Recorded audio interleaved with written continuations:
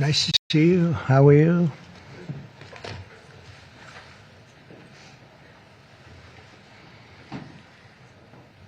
We have a lot of athletic talent and great people behind me.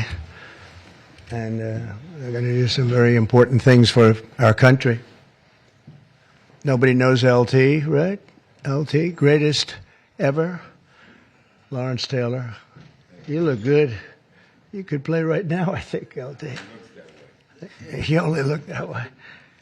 Well, I'm delighted to be here with some of the truly great sports legends of all time as we formally announce the newest members of the President's Council on Sports, Fitness, and Nutrition. This is an important step in our mission to make America healthy again. It's something that's very important, what we're doing, very important.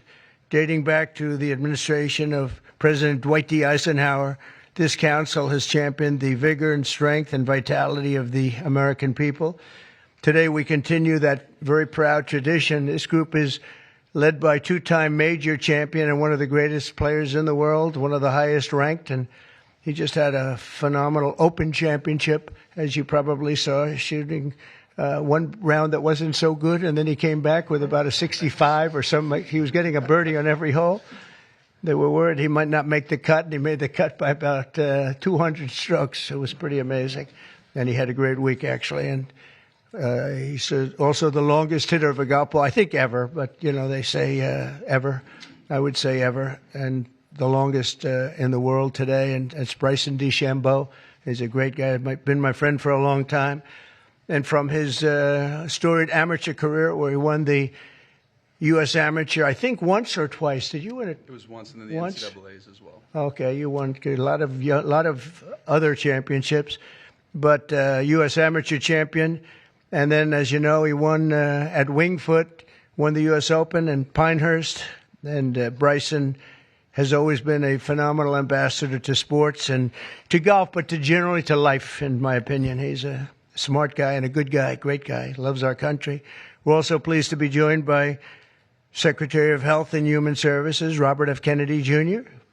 Bobby, you do a great job. He's got some big things happening, and he's got some big statements to be made very shortly in terms of over the next few months in terms of what they've been doing and finding answers to some very, very important questions. Secretary of Education, Linda McMahon, who's phenomenal, wherever you may be, Linda. Hi, Linda. What are you doing back there? And look, you've been reading about her exploits and the job that she's been doing, and we're very proud of her. Council Executive Director, Catherine Granito. Thank you very much. Thank you. Great job. And several other new members of the council, including J.D. is here, our fantastic Vice President, and Scott Bessent, and we're making a lot of deals. We're making deals for trillions and trillions. Nobody's ever seen anything quite like it. We just made a couple of others a little while ago. I don't know if you'd be interested right now. I won't even bother telling you. This is about sports and about health.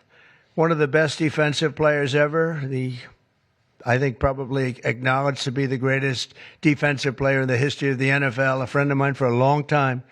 Too long, right, Lawrence? Lawrence Taylor, he's an incredible guy. And just been my friend a long time, haven't we? Huh? Knew him forever. One of the most accurate kickers in NFL history, a young guy still. He can kick it long. I think I guess he's considered the best there is in the business, Harrison Butker. So, Harrison, where are you, Harrison? He's a handsome guy, by the way. It's usually not my thing, but he is a good-looking sucker.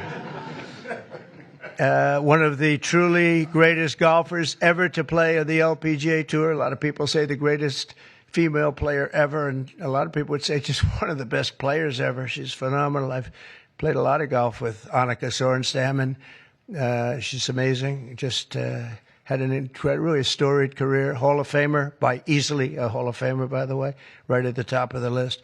So it's great to have you with us, Annika, and say hello to the family.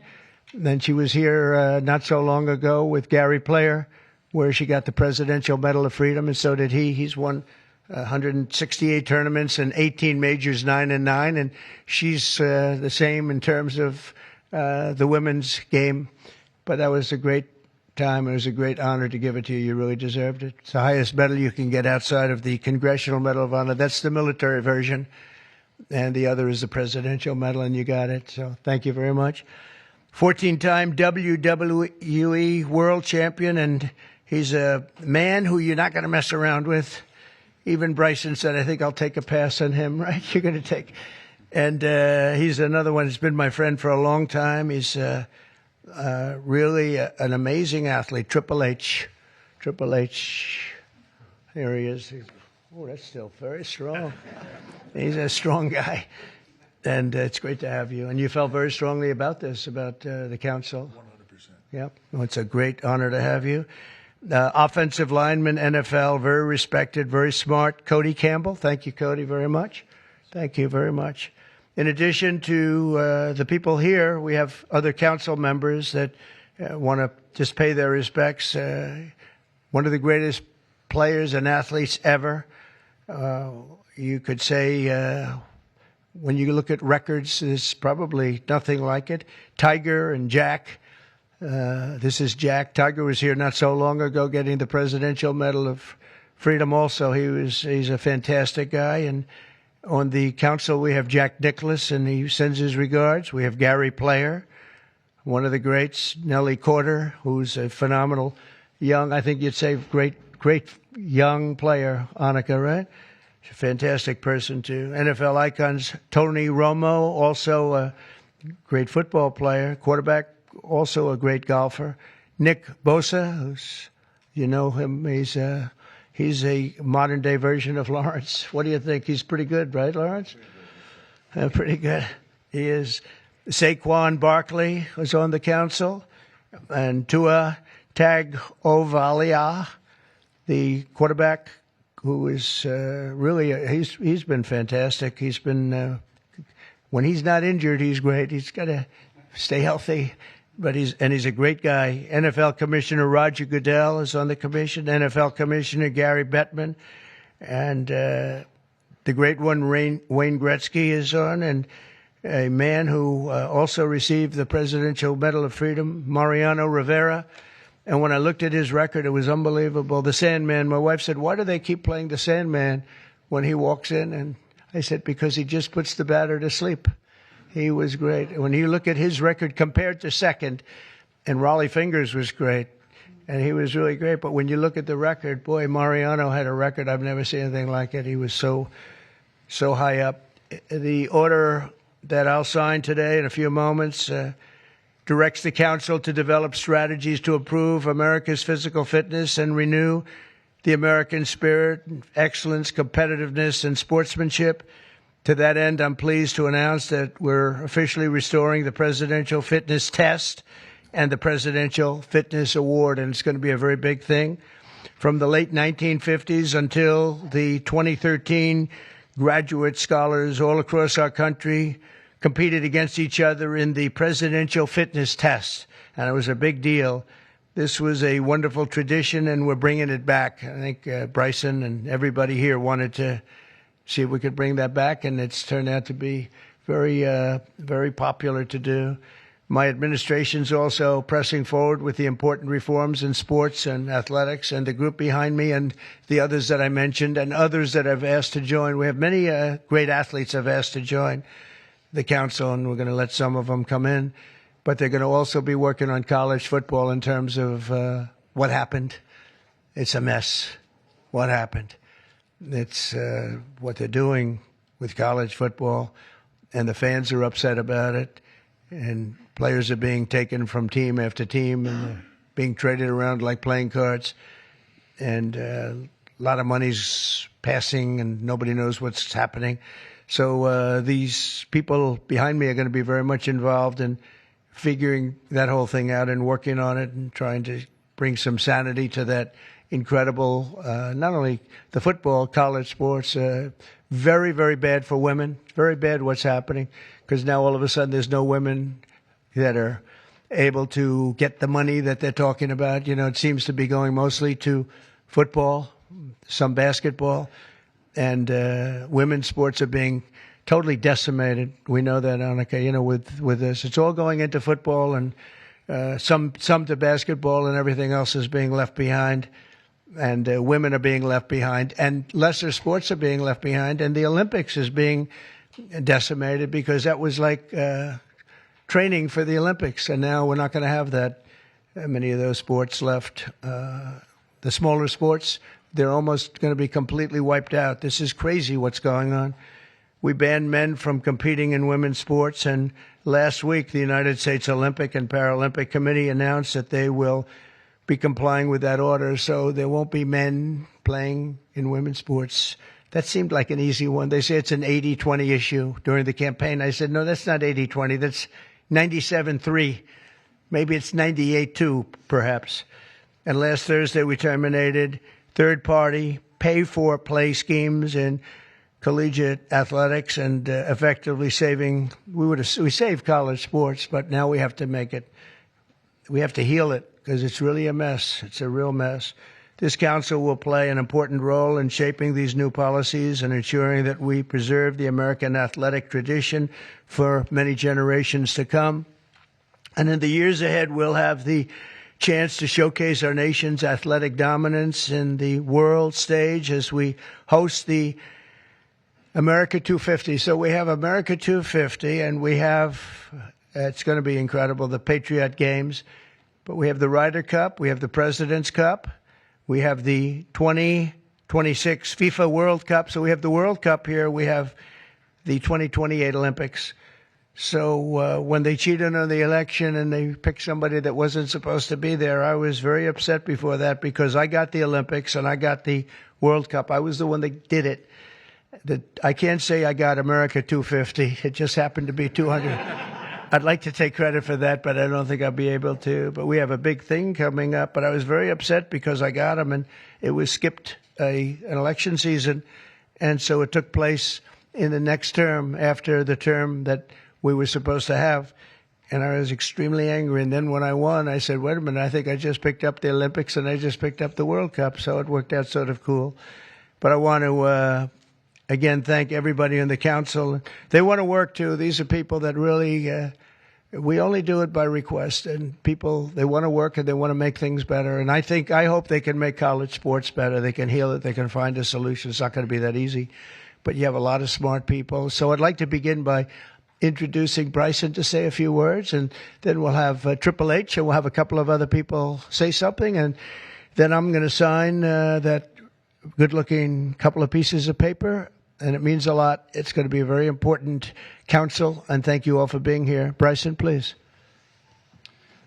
Thank you, everybody, for being here. And first off, I'd like to say thank you to President Trump and Vice President Vance for your support and this initiative and council. And to be honest, I never would have thought that this opportunity would have been here right at our doorstep.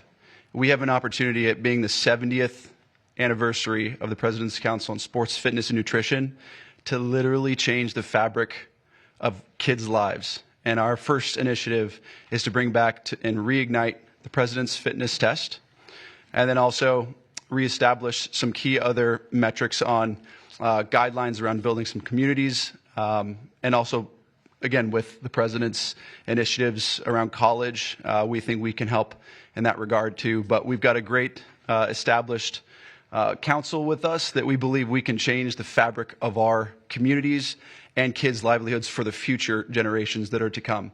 I can't thank you guys enough, and looking forward to making massive changes in kids' lives and in our America's future. Thank you. Thank you. First of all, I'd like to say the same. Thank you to President Trump. Thank you for this honor. I'm humbled by it. I'm truly honored to be on this. Vice President Vance, thank you very much. Secretary Kennedy, truly appreciate all that everybody is doing for the health and wellness of the entire country. For me, since I was 14, this has been such an important part of my life. Health, fitness, sports, nutrition, all of it. I think learning that at a young age sets you up for success in life. And without it, you're at a lesser place for it. So I look forward to the opportunity to do this. I look forward to the opportunity to help make our youth healthy, help get them engaged in sports, and let them learn what it takes to be successful in life. So thank you very much for the honor. Thank you. Very much. Thank you. Thank you. Bobby, please. Thank you very much, Mr. President. In December of 1960, a month after he won the election, my uncle, who was about to be president, wrote an article for Sports Illustrated called "The Soft American," and he was lamenting the fact that America had prided itself on its beef jerky toughness, and that we were losing that. We were falling behind Europeans. We were falling behind other nations. And he was signaling with that article that he was going to make physical fitness of our kids the centerpiece of his administration. And I'm so grateful to President Trump for bringing back this tradition. I was talking to Paul before we went in here. We were part of the Council on Physical Fitness when we were kids. And you had to do sit-ups, you had to do pull-ups, you had to do shuttle runs, you had to do 1 mile runs. And they awarded the top 15% with a patch and with recognition and with certificates. And for me, it was a huge item of pride when I was growing up. And we need to reinstill that spirit of competition and that spirit and that commitment to nutrition and physical fitness. And I'm so grateful to President Trump for your leadership in bringing this back for our country. Thank you very much. Anna, representing the great women in sports, please. Thank you. Thank you, Mr. President, Vice President Vance. This is truly an honor. I want to thank the team behind me here for giving us trust to be able to do this. Sport has always been part of my life, and the importance of living a healthy, active lifestyle cannot be any more important than nowadays. So thank you for the trust, and I can't wait to get to work to make a difference in kids' lives, but also in people's lives. I think the time is so important. Obesity is the highest it's ever been. Mental health, as we all know, the need ought to be tackled. So thank you for the trust, and look forward to going to work with the team behind me. Appreciate it. Thank you. Lawrence, you want to say a few words? Come on up. Come on. He's a little shy, but once he gets going, nobody can stop. Oh, no, that don't stop. I'm just proud to be on this team. I don't know why. I don't know what we're supposed to be doing, but I'm here to serve, and I'm here to serve you. Okay, so I'm going to do the best I can for as long as I can. Thank you very much. Nobody like him. Come on, young superstar. Obviously very excited to be here. Thank you, Mr. President, for allowing me to serve on the council. Just excited to do my part to help make America healthy again, to help our youth be healthy and thrive and grow up and be great citizens of this country and be great family members and contribute to this great country. And I think you have to be strong in mind, in body, and soul. So thank you so much for allowing me to be here. Thank you. Thank you very much. JD? Okay, sure, sir. Well, thank you all, and thanks to the president for setting up this important commission. Thanks to all the great athletes for lending their credibility to it. I think all of us who have young kids at home just know that kids are healthier, they're happier, they do better when they're out there, they're being active, they're playing in sports, they're hanging out with their friends. I think all of us have thought at one point in the last few years that kids spend a little too much time on their phones, maybe a little bit too much time in front of the TV, and we just want kids to do better. We want them to be healthier, we want them to be happier, and we know that getting out there, playing in sports, and being active and healthy and physically fit is a critical part of this. So all due credit to the President and Secretary Kennedy's leadership. This is all about just making our kids better citizens, better people, and happier in their daily lives. And I think this is a great team to get it accomplished. Thank you, sir. Okay, let's sign this. Linda, come on. We'll sign this for Linda. She's doing pretty well, right? Linda's amazing. Good job.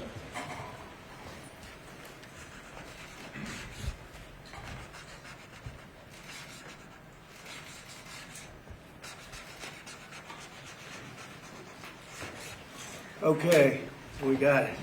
I think we're good.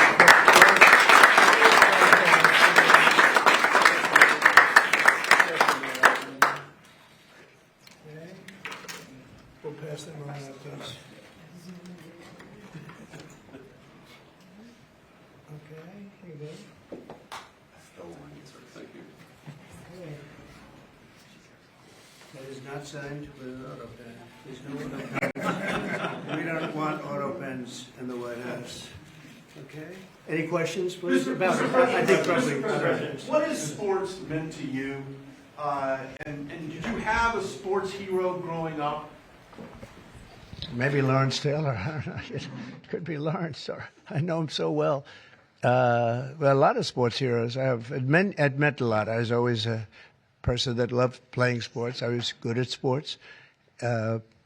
When you were really focused on sports, you thought about nothing else. There was nothing else outside. It kept you. And to an extent, this is one of the reasons I like golf. You get away for a couple of hours. I play quickly and get through it. And for 2 hours, you're not thinking about all of the nonsense and all of the important things, frankly, but it cleans your mind. No, I think sports is so important. I think what this council is doing is going to be very important. And it gives you a little exercise, sometimes a lot of exercise. It's a great thing. It's a great thing. Sports are, you learn about people and you learn about how people compete.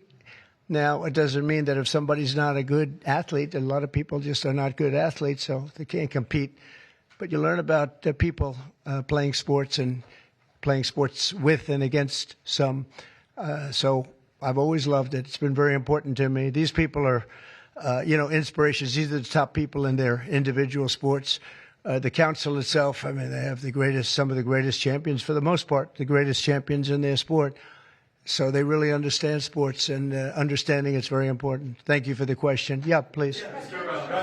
Please, go ahead. Yeah, Mr. President, can you talk about your plans for the new ballroom that was announced today? Yeah. And the $200 million, that's going to be paid for by yourself as By well me, as yeah. private donations? It's a private thing. Yeah, I'll do it, and we'll probably have some donors or whatever, but it's about $200 million. So we've been planning it for a long time. They've wanted a ballroom at the White House for more than 150 years, but there's never been a president that was good at ballrooms. I'm really good. In fact, I looked at one that we just built in Turnberry in Scotland, and it's incredible. We're good at building. I'm good at building things, and we'll get it built quickly and on time. It'll be beautiful, top of the line. We've retained the best architects and engineers, everything else. It'll be built over on the east side, and it will be beautiful. It'll be views of the Washington Monument. It won't interfere with the current building. It'll be near it, but not touching it, and pays total respect to the existing building, which I'm the biggest fan of. It's my favorite. It's my favorite place. I love it. But they've wanted it, and when they have big events, you entertain the president of China or the president of any place, and you have big crowds. They've always had to get a tent. And you've probably been to some of them, Bobby. When it rains, it's a disaster. And the tent's 100 yards. That's more than a football field away from the main entrance. And people are slopping down to the tent. It's not a pretty sight.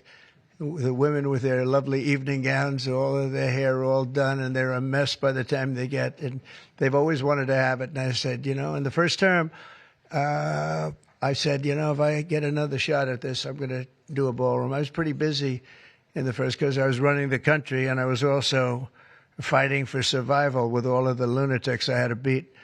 But it worked out, obviously, it worked out very well because here we are. But I always said I was going to do something about the ballroom because they should have one. So we'll be leaving it. It'll be a great legacy project, and I think it'll be special. You saw some renderings of the initial. I think it'll be really beautiful. No government dollars at all. No government dollars, no. Busy week between this executive order, trade, Russia, Gaza, but also the family of Virginia Giuffre released a statement overnight in response to some of the comments that you made this week. You said that Jeffrey Epstein stole people from Mar-a-Lago. At the time, did you know why he was taking those young women, including Virginia? No, I didn't know. I mean, I would figure it was ABC fake news that would ask that question, one of the worst. But no, I don't know really why. But I said, if he's taking anybody from Mar-a-Lago, he's hiring or whatever he's doing. I didn't like it, and we threw him out. We said we don't want him, at the place. This is a story that's been known for many years, as you know.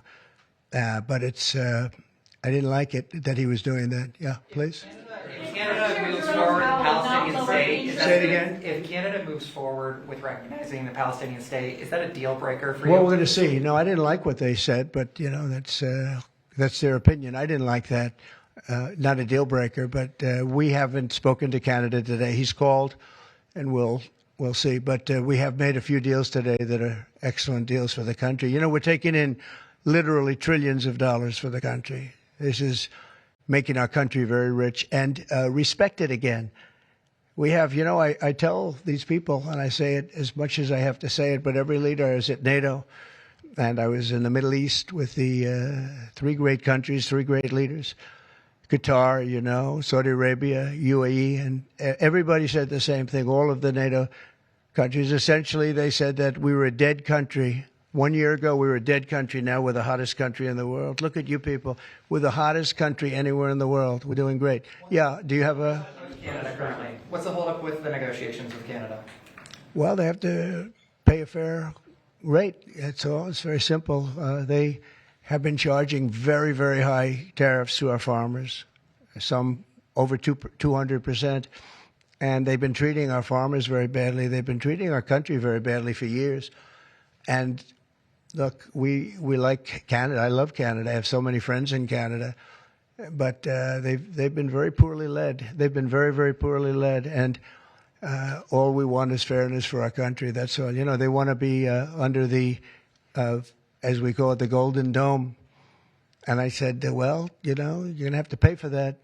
They want a lot of things from our country, and for years we did it. We basically protect them with our military. They spend very little money on their military, as you know, not an acceptable amount of money. Yeah, please. Thanks a lot, Mr. President. Your tariffs policy goes into effect tomorrow. Yeah. As you know, a federal appellate court today heard oral arguments about whether or not you had the authority to unilaterally impose those tariffs. I'm not going to get you to weigh in on the legal arguments, but you're weighing your decision to do that, your authority to do that, based on a 1977 law. It's never been invoked before. Why didn't you invoke this law? Well, we've been winning all along. I just want to ask you, why didn't you invoke this law in your first term? You could have taken in billions upon billions of dollars in your first term, but you waited until your second term. Yeah, because in my first term, I was fighting lunatics like you who were trying to do things incorrectly and inappropriately to a president that was duly elected. And we did do certain tariffs in the first term. If you look at China, we took in hundreds of billions of dollars from China. But when COVID came, the last thing I was going to do is tell France and Italy and Spain and a couple of other countries that we're going to hit you with tariffs. We had to fight the COVID situation when that came. But if you look at my first term, we took in hundreds of billions of dollars worth of tariffs, but you people didn't cover it very well. Yeah, please. Go ahead. Thank you so much. I'm representing the foreign poll today. I'm asking you two questions on foreign policy. The first one, do you plan to re-engage diplomatically with Iran, go with direct talks with them, or are you happy with the current situation, having no deal with Iran? Well, Iran has been acting very badly. They were decimated. Their nuclear capability, that potential, which could have happened within 3 or 4 weeks, was decimated.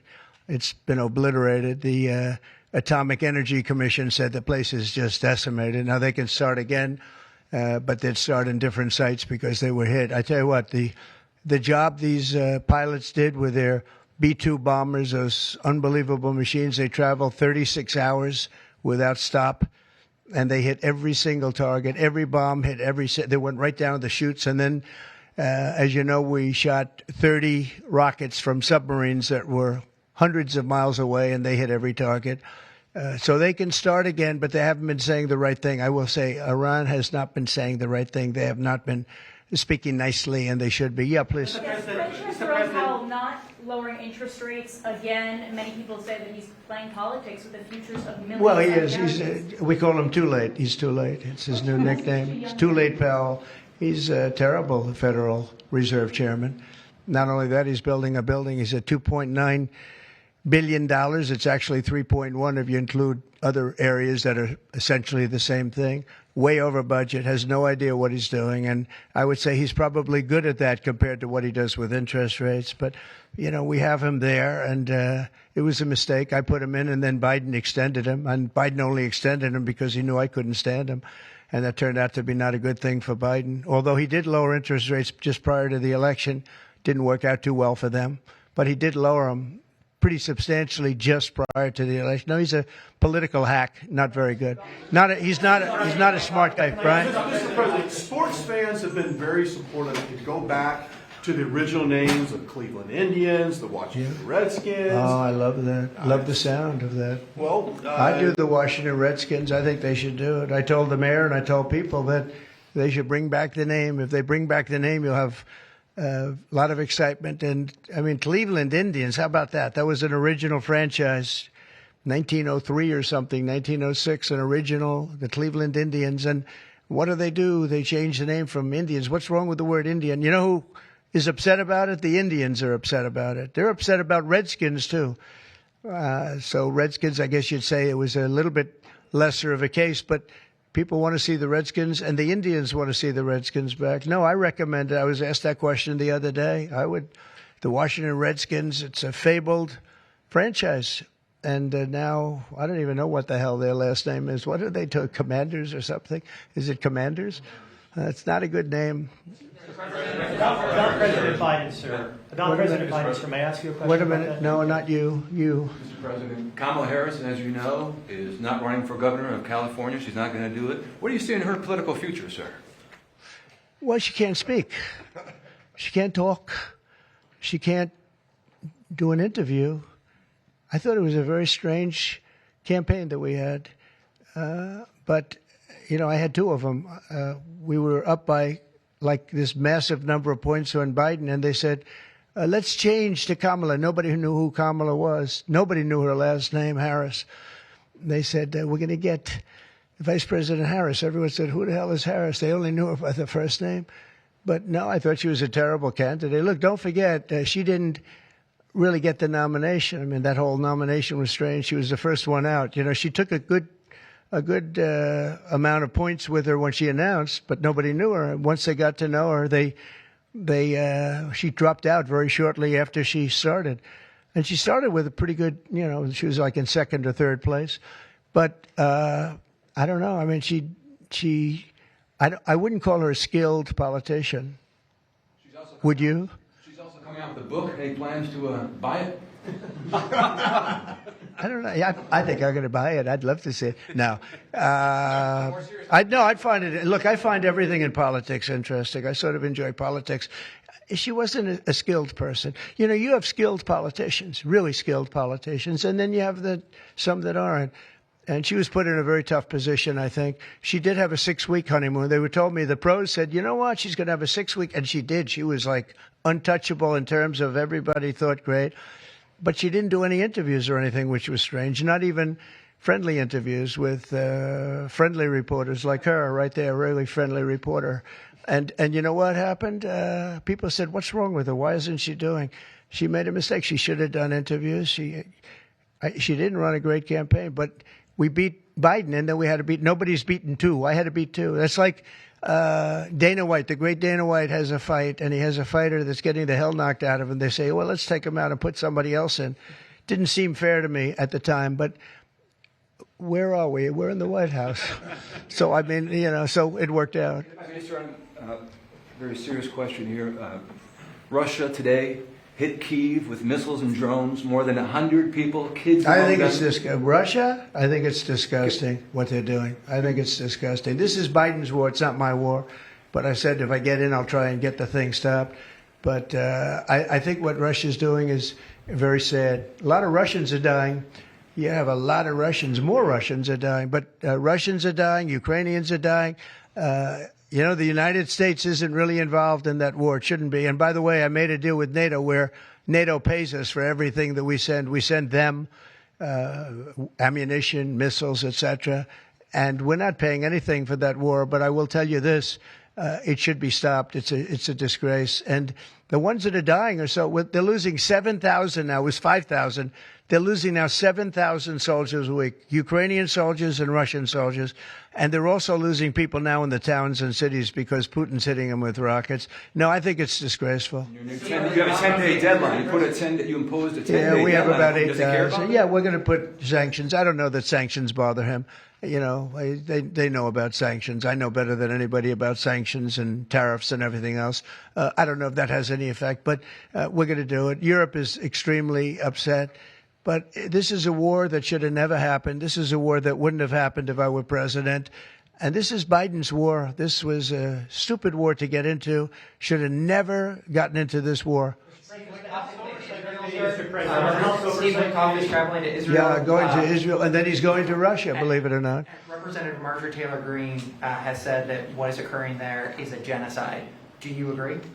Oh, it's terrible what's occurring there, yeah. It's a terrible thing. People are very hungry. You know, the United States gave $60 million for food, and it's a shame because nobody, I don't see the results of it. And we gave it to people that in theory are watching over it fairly closely. We wanted Israel to watch over it. Part of the problem is Hamas is taking the money and they're taking the food. But we gave $60 million a couple of weeks ago. Nobody said anything about it. Nobody said thank you. But I didn't need to thank you. I just wanted the people to get fed. And we're helping out financially with that situation. It's a terrible situation.